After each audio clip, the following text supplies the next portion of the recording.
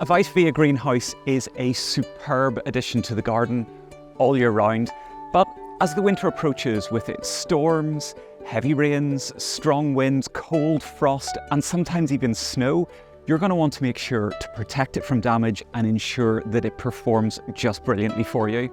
So here are my top tips to get your greenhouse winter ready. Dead or dying plants can become, well, really a breeding ground for mold and fungi and pests. So it's time to remove them from your greenhouse. Doing this not only is going to make lots of space in the greenhouse for healthy plants, but it also reduces the risk of diseases spreading.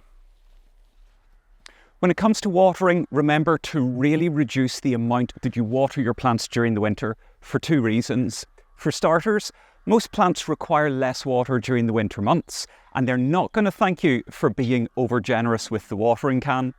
As well as that, excess humidity inside the greenhouse is going to promote molds and diseases, which none of us want. Over time, dirt and plant debris can accumulate all over your greenhouse, so now is the time to clean the staging, the shelving, even the floor, even the tools that you keep in the greenhouse. This isn't only going to ensure that your greenhouse stays looking nice, it's going to significantly reduce the risk of pests and diseases. And remember, you don't need to use really heavy-duty, harsh chemicals for this. What I use is some lightly soapy water and a sponge or a cloth and work my way around, cleaning everything. Hello, it's great to ventilate your greenhouse, but do keep an eye on the weather forecast. Before storms, make sure to close all the vents and doors to shield your greenhouse from strong winds and to prevent a rapid drop in temperature. This not only maintains a nice steady climate inside the greenhouse here, but it also protects the structure itself from damage. If you have any questions related to your Vita greenhouse, check out the FAQ page or get in contact. I'll leave a link in the description down below. During the winter, the number of daylight hours reduces and the sun sits lower in the sky, so it's essential to maximise every little bit of sunlight that you can. So clean the glass panels of your greenhouse, both outside and inside, to remove dirt, algae and moss. A clear pane will ensure that plants receive the maximum amount of light possible, aiding their photosynthesis and growth. Just like clearing out the greenhouse, doing this also helps to reduce potential disease problems from molds and all kinds of pathogens.